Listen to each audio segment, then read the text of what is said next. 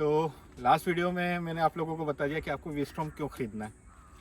लेकिन अगर आपने वी-स्टॉर्म खरीद लिए तो उसके बाद मिनिमम एक्सेसरीज आपको क्या लगाना है गाड़ी में, वो आज अपन इस वीडियो में बात करेंगे कि कौन कौन सी एक्सेसरीज मस्ट है आपकी बाइक के लिए। स्पेशली सुजुकी वी-स्टॉर्म के लिए मिनिमम एक्सेसरी क्या क्या रिक्वायरमेंट है जो आपकी गाड़ी में होना चाहिए for your long ride as well as short ride. तो मैंने क्या क्या इंस्टॉल किया वो मैं बताता हूँ, और मैंने क्यों इंस्टॉल किया वो सब मैं आपको इस वीडियो में बताने वाला हूँ। तो चलिए शुरू करते हैं आज का वीडियो।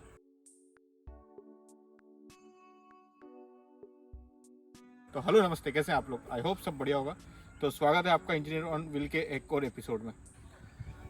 तो बाइक लेते से ही सबसे पहले आपको अपनी बाइक को करना है प्रोटेक्ट, ताकि आपकी बाइक जब भी गिरे तो एटलीस्ट आपकी फायरिंग और स्पेशली आपके लेग्स, जब भी आप गिरते हैं तो आपके लेग्स हो सकता है कि ज़मीन से टकरा जाए या कुछ हो जाए, तो उससे बचने के लिए सबसे पहले आपको चाहिए लेग गार्ड और क्रैश गार्ड। इन बाइक्स में अगर आप क्रैश गार्ड लगवाओगे तो वो आपको ज़्यादा बेटर होगा। तो मैंने लगवाया इसके अंदर बेंडी पिट स्टॉप करके एक ऑनलाइन शॉप है, वहाँ से मैंने ऑनलाइन ऑर्डर किए हैं ये वाले क्रैश गार्ड, जो कि काफ़ी स्टड है और लुक वाइज भी काफ़ी अच्छे हैं।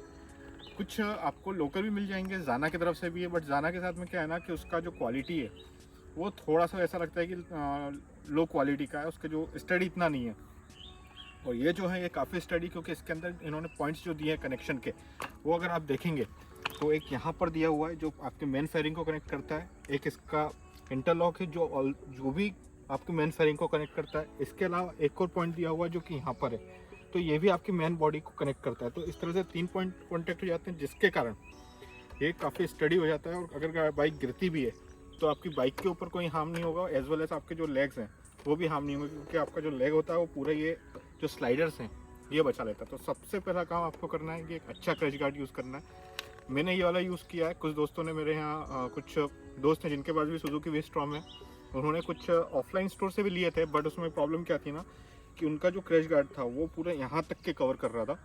तो क्या होता है कि यहाँ इनफैक्ट यहाँ पर कनेक्ट हुआ था, वो यहाँ तक के कनेक्ट था। तो मुझे कहीं ऐसा लगा कि वो थोड़ा सा अनकंफर्टेबल फील होता है जब आप गाड़ी चलाते हैं ना, तो यहाँ पर एक स्क्रू एक्स्ट्रा हो जाता है, तो वो यहाँ पर कहीं पैरों में लगता है, तो मुझे वो इसलिए अच्छा नहीं लगा।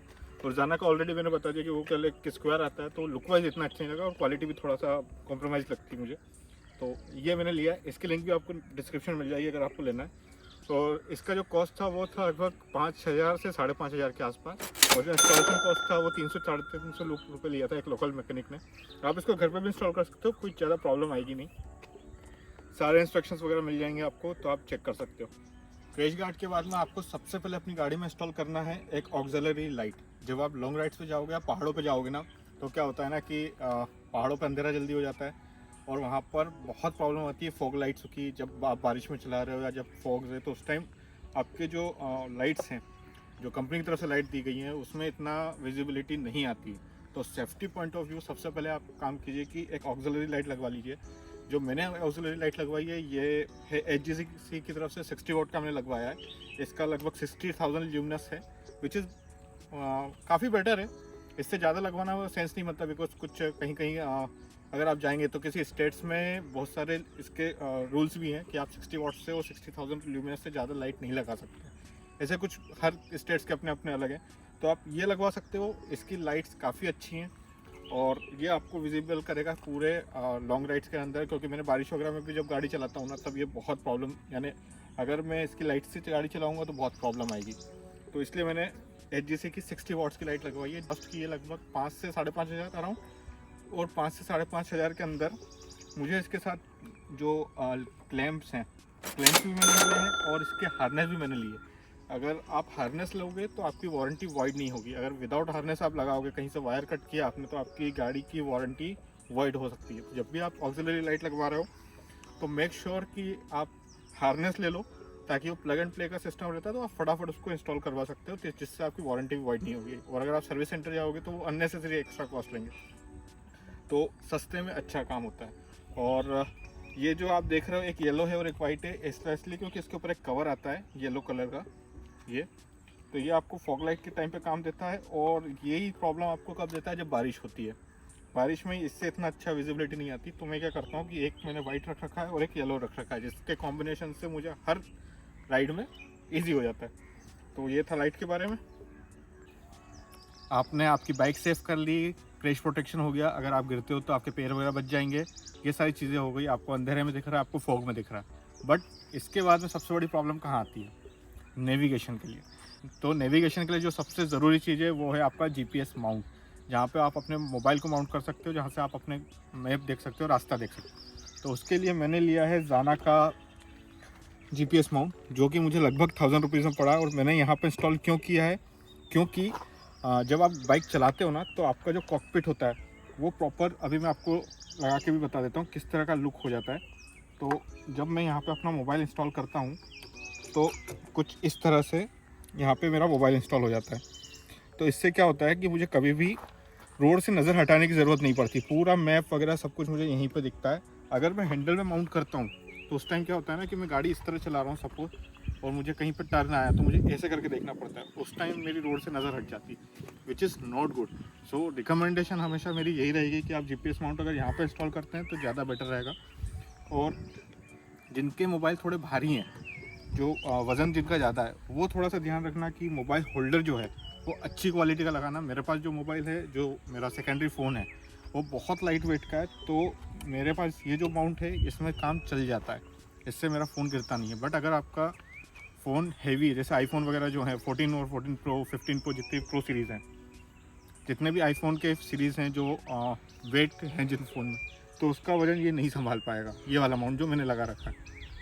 आप अच्छे माउंट्स आते हैं 1500 से 2000 के रेंज में, तो आप वो ले सकते हो, वो आपके फ़ोन को भी प्रोटेक्ट करेगा और कहीं गिरेगा भी नहीं। और इसका कॉस्ट मैंने ऑलरेडी बता दिया, 1000 रुपीज़ है, और यहाँ पे भी इंस्टॉल नहीं करना है। तो अब आप तैयार हैं अपनी राइड के लिए। तो गाड़ी प्रोटेक्ट हो गई, अंधेरे में भी दिख गया, रास्ता भी दिख गया। बट आप अकेले तो जाओगे नहीं, आपको चाहिए सामान रखने के लिए जगह, गाड़ी में सामान भी रखना है। तो कैसे लेके जाओगे? तो मैं यूज़ करता हूँ सैडल बैग्स। तो सैडल बैग को रखने के लिए और उसको प्रॉपर इंस्टॉल करने के लिए आपको चाहिए सैडल स्टे, जो कि ये हैं जाना की तरफ से। तो इसका भी कॉस्ट मुझे लगभग 3-3.5 कुछ था, वो पड़ा था, और फ्री ऑफ में जो इंस्टॉलेशन था वो मुझे फ्री में मिला था। तो इसके दो फ़ायदे हैं, मैं आपको बता देता हूँ कि एक तो आपके जो सैडल बैग्स हैं वो इसके ऊपर प्रॉपरली इंस्टॉल हो जाते हैं, जिसके कारण वो अंदर टायर में नहीं लगता है। क्या होता है कि सैडल बैग अगर मैंने ऐसे इंस्टॉल कर दी ना, तो वो अंदर टायर में आने के चांसेस होते हैं, जो कि बिल्कुल भी सही नहीं है।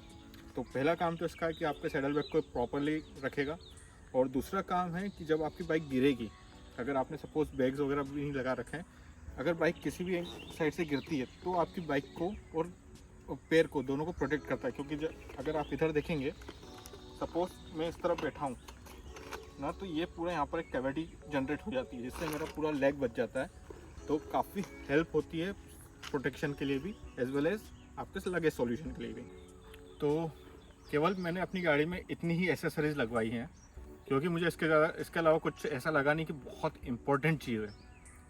यानी कि अगर आप बाइक में लगवाना चाहोगे ना, तो इसके अलावा भी n नंबर ऑफ़ एसेसरीज आप लगवा सकते हो। यहाँ पे जो ब्रेक पैड्स, ब्रेक का कैलिपर होता है, इसका कवर्स आते हैं, यहाँ का कवर एक आता है, एक हगर आता है, और आगे रेडियर ग्रिल आती है। तो there is lots of thing जो आप लगवा सकते हो। बेस प्लेट आती है, इनफैक्ट इसमें बेस प्लेट ऑलरेडी है मेटल की, तो मुझे ज़रूरत पड़ी नहीं।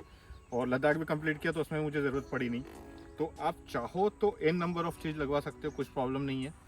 बट आई सजेस्ट कि पहले आप 1-1.5-2 महीने गाड़ी चलाइए, एक आध लॉन्ग राइड कीजिए विदाउट एनी एसेसरी। बट हाँ, क्रैश गार्ड जरूर लगवा लेना, विदाउट क्रैश गार्ड नहीं। उसके बाद में आप अपने रिक्वायरमेंट के अकॉर्डिंग चेक करिए आपको क्या क्या ज़रूरत है, और उस हिसाब से लगवाते जाइए। क्योंकि मेरे कुछ एक फ्रेंड्स भी हैं जिन्होंने बाइक परचेज़ की और विद इन 15 डेज़ उन्होंने इतनी सारी एसेसरीज पे स्पेंड कर दिया, अननेसेसरी स्पेंड, और अब वो बोलती है कि यार इसकी ज़रूरत नहीं है, इसको हटा दो, इसको हटा दो। तो बेटर ये है कि आप अपने एक्सपीरियंस के अकॉर्डिंग यूज़ करिए क्या क्या आपको ज़रूरत है। और क्या, हाँ, इसके अलावा मुझे 2 चीज़ें और गाड़ी में लगवाना है। एक तो है गाड़ी में मेन स्टैंड लगवाना है, वो आप ज़रूर लगवा लीजिएगा अगर कहीं से मिलता है। अभी मुझे कहीं मिल नहीं रहा है जो मुझे पसंद आ रहा है, जो मुझे चाहिए वो मुझे मिल नहीं रहा है, तो उसका मैं वेट कर रहा हूँ। और दूसरी चीज़, handle bar riser. Handle bar riser आपकी हाइट और आपकी कंफर्ट के अकॉर्डिंग आप लगवाइए। मैंने अभी तक लगवाया नहीं है, क्योंकि मुझे अभी भी नहीं मिल रहा है। जो मुझे मिल रहा है वो स्लाइडर, जो हैंडल बार राइज़र वो मिल रहा है, मुझे वर्टिकल वाला मिल रहा है। मुझे थोड़ा इंक्लाइन चाहिए, तो मैं इंक्लाइन का वेट कर रहा हूँ। अगर 1.5-2 महीने में आ जाता है इंक्लाइन तो बेटर है। कुछ एक लोगों से बात हुई है, आ जाएगा। अगर नहीं आता है तो मैं नॉर्मल वाला भी डलवा लूँगा। लेकिन हाँ, वो मेरे लिए ज़रूरी है। आप अपने अकॉर्डिंग चेक कीजिएगा आपको ज़रूरत है या नहीं।